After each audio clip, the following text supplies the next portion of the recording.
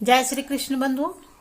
चैत नवरात्रि के छठे दिन की आप सबको बहुत बहुत शुभकामनाएं। इस नवरात्रि के छठे दिन पर देवी कात्यायनी की पूजा आराधना की जाती है और देवी दुर्गा ने इस छठे दिन माता कात्यायनी का स्वरूप धारण किया था। देवी कात्यायनी का स्वरूप अत्यंत तेजोमय है, जो कि सहस्त्र सूर्यों को भी परास्त कर देता है और उनकी 18 भुजाओं में वे विभिन्न प्रकार के अस्त्र शस्त्र धारण करती है और उनके तेज से संपूर्ण ब्रह्मांड जगमगा उठता है। चैत नवरात्रि के आज के छठे दिन हम ऐसे ही तेजोमय माता कात्यायनी की कथा का श्रवण करेंगे। तो चलिए आज की चैत नवरात्रि के छठे दिन पर माता कात्यायनी की कथा का आरंभ करते हैं। पृथ्वी पर एक समय अत्यंत बलवान राक्षस रहता था जिसका नाम था महिषासुर, और अमृतत्व का वरदान प्राप्त करने के लिए उसने ब्रह्मा जी को प्रसन्न करने हेतु 10,000 वर्षों तक कठोर तपस्या की। अंततः ब्रह्मा जी महिषासुर के तप से प्रसन्न हुए और उनके समक्ष प्रकट होकर उससे वरदान मांगने के लिए कहा।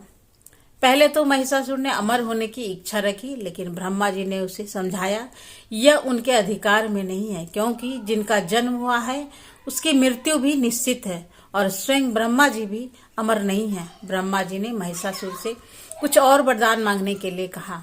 इस बात पर महिषासुर ने कुछ सोचते हुए कहा कि उसने कहा कि हे ब्रह्मदेव, आप मुझे यह वरदान दें कि कभी भी किसी भी पुरुष के हाथों मेरी मृत्यु ना हो, केवल एक स्त्री ही मेरा वध कर सके। ब्रह्मा जी ने तुरंत ही महिषासुर को यह वरदान प्रदान कर दिया। लेकिन यहाँ पर महिषासुर ने एक भारी भूल की थी। उसने यह सोच लिया कि स्त्री तो सदैव निर्बल होती है, भला एक स्त्री उसका क्या बिगाड़ लेगी। और इसके बाद तो जैसे महिषासुर ने तीनों लोकों में हाहाकार मचा दिया। सभी देवतागण युद्ध में उससे परास्त होकर स्वर्गलोक छोड़ने पर विवश हो गए। आखिरकार अब एक राक्षस का अंत कैसे होगा, सभी देवतागण इस पर विचार विमर्श करने लगे। यहाँ तक कि भगवान शिव और भगवान विष्णु ने भी महिषासुर से युद्ध किया है, लेकिन ब्रह्मा जी के वरदान के कारण वे भी उसे परास्त नहीं कर पाए। उसके बाद सभी देवी देवता एकत्रित होकर तीनों के समक्ष प्रार्थना करने के लिए गए, जिस पर एक संपूर्ण ब्रह्मांड का कार्यभार है।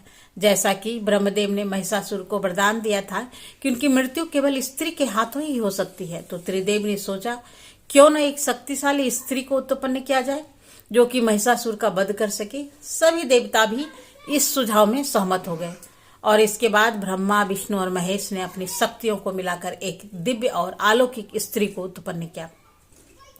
स्त्री का स्वरूप इतना भयंकर और तेजस्वी था कि वह सिंह पर सवार थी।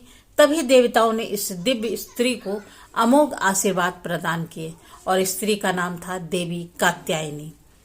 युद्ध में जाने से पूर्व सभी देवताओं ने माता कात्यायनी को दिव्य अस्त्र शस्त्र प्रदान किए। भगवान शिव ने उन्हें अपना त्रिशूल दिया, तो वही भगवान विष्णु ने सुदर्शन चक्र दिया और ब्रह्मदेव ने एक जलपात्र और माला प्रदान की, तो वरुण देव ने उन्हें एक शंख दिया और देवराज इंद्र ने उसे अपना वज्र प्रदान किया। वायुदेव ने एक दिव्य धनुष दिया और अग्निदेव ने उन्हें एक दिव्य बाण प्रदान किए और सूर्यदेव ने एक तरकस।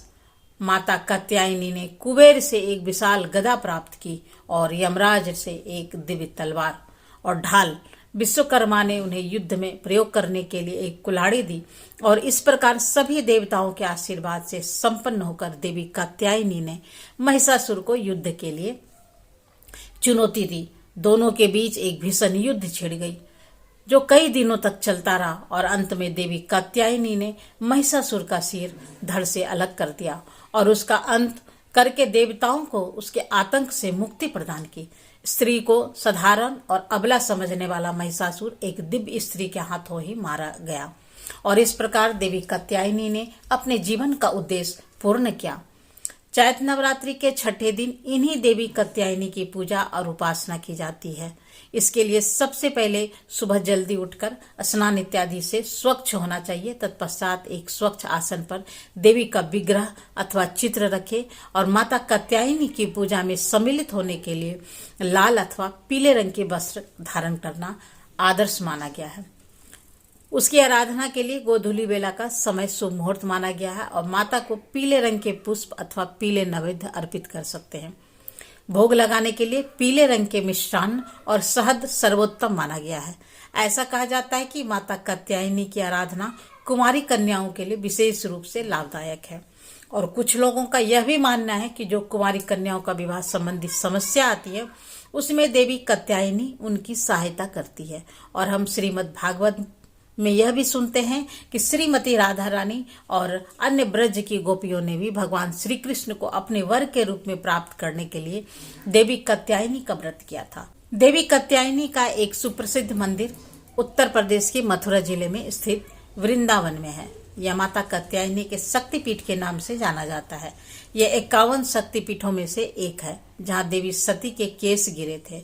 और इसके अतिरिक्त भारत में माता कात्यायनी के कई मंदिर हैं जिनके दर्शन आप कर सकते हैं। इनमें से एक प्राचीन मंदिर मेरठ के परीक्षितगढ़ क्षेत्र में भी है।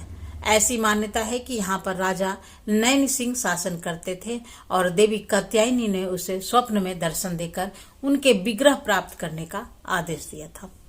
माता के आदेशानुसार खुदाई करने पर राजा नैन सिंह को माता कात्यायनी का विग्रह प्राप्त हुआ और उन्होंने उसी स्थान पर एक भव्य मंदिर का निर्माण करवाया। इस मंदिर से जुड़ी हुई और भी रोचक जानकारी प्रचलित है। नवरात्रि के छठे दिन माता कात्यायनी के मंदिर में अनेक श्रद्धालु दर्शन के लिए एकत्रित होते हैं। लोगों का मानना है कि इस दिन उनके दर्शन करने से श्रद्धालु को सभी मनोकामनाएं पूर्ण होती है। तो यह थी चैत्र नवरात्रि के छठे दिन की देवी कात्यायनी की पौराणिक कथा। यह कथा आपको कैसी लगी कमेंट बॉक्स में जरूर बताइएगा। और अच्छी लगी है तो लाइक कीजिएगा और शेयर करना तो बिल्कुल भी नहीं भूलिएगा। तो फिर मिलते हैं अगले कथा को लेकर।